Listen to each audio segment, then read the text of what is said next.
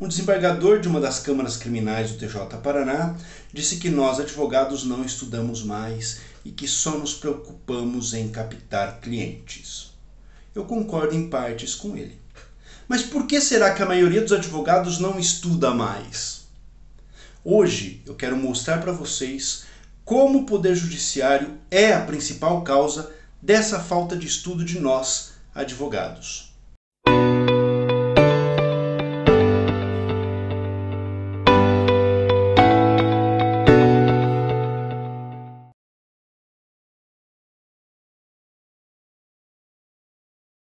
Advogados. Qual é a primeira coisa que esperamos dos juízes? A imparcialidade, ou seja, a ausência de pré-julgamentos. Mas será que isso efetivamente existe? A teoria da dissonância cognitiva vai nos mostrar que a objetividade de qualquer juiz é mera ilusão. E por que ela é mera ilusão? Porque o juiz sempre se depara com duas ideias antagônicas: acusação e defesa. E além dessas duas, a dele própria, que pode preferir uma ou outra. E é, meus caros, da natureza humana que, diante de um choque entre duas preconcepções e a própria realidade, nós tendamos a buscar um reequilíbrio, ou seja, um ponto de não conflito que nos é mais confortável. Então vamos pensar agora sobre a ótica, sobre a perspectiva do processo penal. O que nós temos no processo penal? Dentro de um processo penal nós temos um juiz que já decidiu sobre prisão preventiva muitas vezes, que já recebeu a denúncia e que, portanto, vai tentar confirmar essas certezas na audiência. E quais são os efeitos na atuação de um juiz que, digamos, é enviesado? Que por já ter sido contaminado pelo discurso da acusação, já possui preconceitos em relação ao caso que ele vai julgar. Schunemann, jurista, aponta dois principais efeitos. O primeiro deles é o efeito inércia ou o efeito perseverança. É, na verdade, um mecanismo de autoconfirmação das hipóteses que o juiz já considerou como corretas anteriormente. O que nós vemos, e não é raro, é a atuação ativa do juiz na produção de provas em uma audiência. Esse é o primeiro efeito. O segundo efeito apontado por Schunemann é a busca seletiva de informações, ou seja, quanto maior é o envolvimento do juiz com os atos judiciais anteriores, menor tende a ser o seu interesse pelas perguntas que a defesa faz. E não só isso, menor tende a ser o seu interesse pelas respostas que as testemunhas dão para a defesa. E aqui quem é criminalista sabe que essa corjinha de toga raramente rebate as provas que a defesa produz durante o processo. As sentenças simplesmente fingem que as provas da defesa não existem, não abordam acerca delas. E quando nós embargamos as decisões, exigindo que o juiz faça o trabalho dele, ou seja, que refute os argumentos da defesa, o que é, digamos, uma condição básica para que ocorra a condenação, eles pura e simplesmente não respondem. Inclusive tem um aqui de Sorocaba que chegou a dizer que os meus embargos eram inquisitórios. Pobre coitado dele, uma vítima dos embargos de declaração.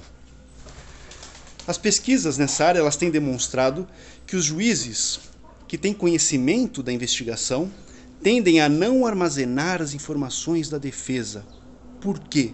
Porque eles elegem como verdadeiro, desde o princípio, o discurso da acusação. É mais cômodo para eles. E o ser humano busca maior comodidade, inclusive cognitiva. Então eles adotam o que é chamado de viés confirmatório, que em inglês é chamado de confirmation bias. O confirmation bias, então, uma tendência natural de todas as pessoas. Nós somos, de fato, tendentes a procurar somente informações que corroborem com os nossos pontos de vista. E, por consequência, nós tendemos a negligenciar quaisquer evidências que apontem em sentido contrário a esse nosso ponto de vista já previamente eleito. Ou seja, os juízes que se rendem a isso acabam desenhando a sua realidade conforme as suas próprias vontades. Nós poderíamos falar bastante sobre a guinada kantiana no direito, que é a responsável pela possibilidade de os juízes fazerem o que têm feito, mas esse vídeo aqui ficaria muito extenso e fugiria do escopo da matéria de hoje, né? O que nós precisamos abordar de fato para fechar o tema é o que acontece quando o juiz, maculado por essas informações anteriores, elege o discurso acusatório como sendo verdadeiro. Quando o juiz faz isso, ele cria um efeito chamado de efeito aliança. Ele passa a enxergar somente a figura do promotor e nunca a figura do advogado criminalista como sendo a pessoa importante que vai ser para ele como um padrão de orientação. Qual criminalista nunca percebeu que a maioria dos juízes simplesmente para de prestar atenção quando nós começamos a realizar os nossos questionamentos às testemunhas e ao réu? Qual criminalista nunca percebeu que os desembargadores, muitos deles, a maioria deles, sequer olham para a nossa cara enquanto nós sustentamos oralmente? Tudo isso é fruto do confirmation bias. Um viés cognitivo que, por ser mais confortável para o julgador, faz com que ele despreze o que a outra parte tem a oferecer. E se é assim, para que nós vamos estudar? Para que é que nós, advogados, vamos elaborar uma tese para cada caso concreto nosso?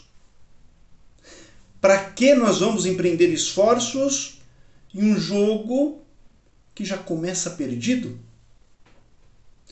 Desse modo, eu acho que a melhor resposta ao sapientíssimo desembargador que nos criticou, que falou de nós advogados, que falou que nós não estudamos, é a seguinte resposta: garanta você, tribunal, que os juízes não sejam mais vagabundos cognitivos, que com certeza a classe de advogados voltará a apresentar teses verdadeiramente jurídicas.